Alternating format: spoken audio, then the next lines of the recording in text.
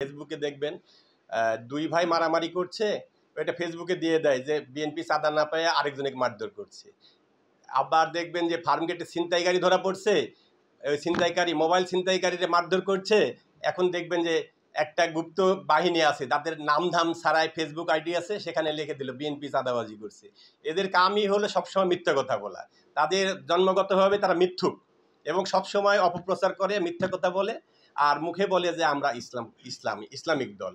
আসলে ইসলামিক দল তো কারো সমালোচনা করার জন্য না। ইসলামিক দল ইসলামিক কথা বলবে।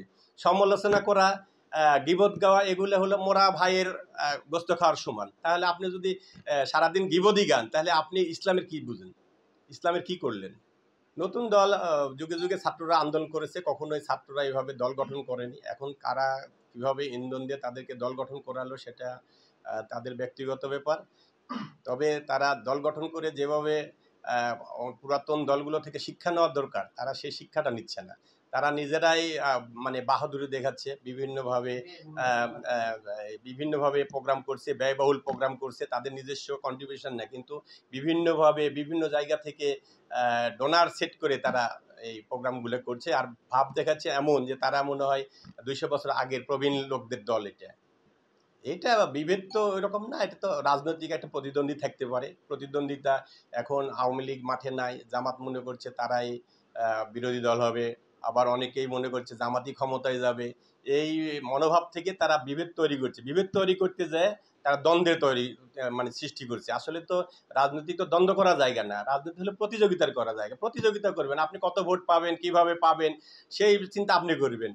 আপনি ওই আরেকজনের সাথে ওই দ্বন্দ্ব করে তো আপনি রাজনীতিতে টিকতে পারবেন না, আপনি প্রতিযোগিতা করতে পারবেন। তাদের কোটা আন্দোলনের শর্ত সরকার মেনে নিল, তখন ছাত্ররা এই কোটা আন্দোলনটা তারা প্রত্যাহার করেছিল। তারপরেই বিএনপির ভারপ্রাপ্ত চেয়ারম্যান জনাব তারেক রহমান তিনি নিজ হাতে এটা হ্যান্ডেলিং করেছেন এবং দলীয় সকল নেতাকর্মীরে মাঠে থাকার জন্যে নির্দেশ দিয়েছেন। এবং আমরা বিভিন্ন নেতাদের সাথেও যোগাযোগ করেছি, বিশেষ করে বিএনপির সিনিয়র যুগ্ম মহাসচিব অ্যাডভোকেট রুহুল কবির রিজভী আহমেদের সাথেও আমি ব্যক্তিগতভাবে যোগাযোগ করেছি। তিনিও বলেছে সবাইকে নিয়ে মাঠে থাকো, মাঠে থাকতে হবে এবং এই আন্দোলনকে সফল করতে হবে। তখন থেকেই 16 তারিখ থেকেই আমরা মোটামুটি প্রতিদিনই মাঠে, 17, 18, 19 তারিখ থেকে ফুললি মাঠে। 19 তারিখ 20 তারিখে যখন কারফিউ দেওয়া হলো, 19 তারিখে রাত্রে, 20 তারিখে থেকে যখন কারফিউ দেওয়া হলো, তখন আমরাও দলের সাথে যোগাযোগ করে করেছি যে আসলে কি করা যায়। তখন বলেছে কারফিউ ভেঙে আন্দোলনকে সফল করতে হবে। তখন আমরা কারফিউ ভেঙেই আন্দোলনকে সফল করেছি। এবং আপনার দেখবেন যে শুক্রবারে,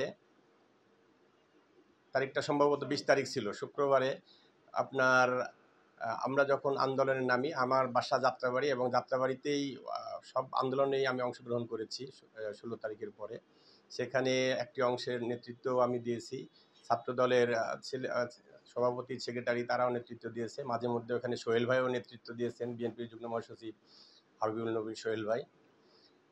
এখানে দেখবেন যে শুক্রবারে যখন প্রথম হয়, মানে আন্দোলনটা বেশি জোরদার হয়, ওই সময় এই রিজভী ভাইরে, বিএনপি সিনিয়র যুগ্ম মহাসচিব রুহুল কবির রিজভী ভাইরে আপনার প্রেস ক্লাব থেকে যখন গ্রেপ্তার হলো, তারপরে আমাদের যাত্রাবাড়িতে আন্দোলন আরও চরমে উঠে গেল। ওই সময় নামাজের পর, শুক্রবার জুম্মার নামাজের পরপরই আমরা যখন আবার নামাজ শেষে মাঠে নামলাম, তখনই কিছু 25-30টা লোক মানে শর্ট করে আপনার গুলি করেই বলে যে ছাদ থেকে গুলি করেছে। তখন আমরা ছেলেপেলে ছাদে পাঠাই, ছাদ থেকে দেখা যায় যে কোনো লোকই নাই। তারপরে হঠাৎ করে দেখা গেল যে একটা লোক পূর্ব দিক থেকে পশ্চিম দিকে আসছে, তার গায়ে আছে সাদা গেঞ্জি এবং পরিহিত ট্রাউজার। দুটো ছোট ছেলে, 12-13 বছর বয়স হবে, তারা চিল্লাচিল্লি করলো যে পুলিশ যাচ্ছে। তখন লোকজন ওখানে ঝাঁপিয়ে পড়ে তারে ধরে দেখা গেল যে তার পরনে আছে পুলিশের বেল্ট এবং পিস্তল, এবং তারে মারতে অনেকেই মারা শুরু করে, গণপিটুনিতে উনি মারা গেলেন। তারপর থেকেই এই যে আপনার ছাদ থেকে গুলি করছে, এই প্রথাটা কমে গেল। বিকালে আর কোনো গুলি হয়নি, ওই পুলিশটার মৃত্যুর পরে বিকেলে আর গুলি হয়নি, কারণ আমরা তখন সন্দেহ করছি যে এরা সাধারণ জনগণের সাথে মিশে আপনার এইভাবে গুলি করে এবং বলে, ওরা নিজেরাই বলে ছাদ থেকে গুলি করছে, তখন সবাই ছাদের দিকে তাকায়, তারা কাটে পড়ে। এইভাবে 20 তারিখ চলে গেল, শুক্রবার কি 19 তারিখ ছিল মনে হয়, শুক্রবার কত তারিখ ছিল, 19 তারিখ।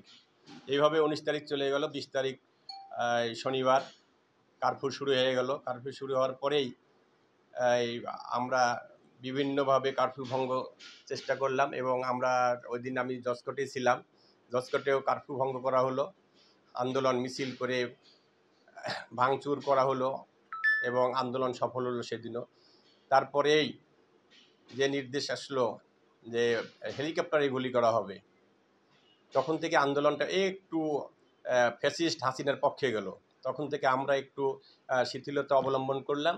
তারপরে আবার তারেক রহমানের নির্দেশে 1 তারিখ থেকে আন্দোলন চরম পর্যায়ে উঠে গেল এবং 3 তারিখে সেটা এক দফায় রূপান্তরিত হলো, এবং 3 তারিখে এক দফায় রূপান্তরিত হওয়ার পর 4 তারিখে আমরা পেশাজীবী সংগঠনের প্রোগ্রাম করলাম প্রেস ক্লাবে। সেখানেও পুলিশ বিডিআর মিলে আমাদেরকে গ্রেনেড হামলা করে ছত্রভঙ্গ করে দিল। তারপরে আমরা ছত্রভঙ্গ হয়ে যার যে জায়গায় এলাকায় আন্দোলন শুরু করলাম, এবং 5 তারিখে সকাল ধরেই 6 তারিখের আন্দোলনটা সেখানে টার্নিং করে 5 তারিখে নিয়ে আসা হলো। 5 তারিখে আন্দোলনটা সফল করার জন্যে এমনভাবে বিএনপি সহ বাংলাদেশের সব সাধারণ জনগণ রাস্তায় নেমে পড়ল শুধু ফ্যাসিস্ট তাড়ানোর জন্যে। কারণ এরা এত অত্যাচার এবং অবিচার করেছে সাধারণ জনগণ সহ সবার উপরে, মানুষ অতিষ্ঠ হয়ে মাঠে নেমেছে।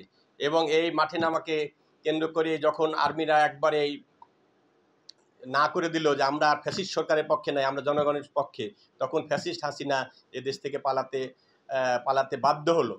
তারপরে এদেশটা বিপ্লবের মাধ্যমে স্বাধীন হলো আর কি, দ্বিতীয় স্বাধীন বলা যায় না, বিপ্লবের মাধ্যমে ফ্যাসিস্ট মুক্ত হলো। গত 17 বছর ধরে এই আপনার জুলাই আগস্টের যে আন্দোলন, 17 বছর আন্দোলনের ফসল, এবং গত 17 বছর ধরে মানুষ একটা আশা করেই বসে আছে যে তারা স্বাধীনভাবে তাদের ভোট অধিকার প্রদান করবে। এবং এই যে 12ই ফেব্রুয়ারি আগামী 2026 সালে 12ই ফেব্রুয়ারির মধ্যে যে নির্বাচনের ঘোষণাটি হয়েছে, ইনশাল্লাহ এই নির্বাচনে দেখবেন যে সারা বাংলাদেশের মানুষ স্বতঃস্ফূর্তভাবে ভোট কেন্দ্রে উপস্থিত হয়ে তার নিজস্ব ভোট প্রদান করছে।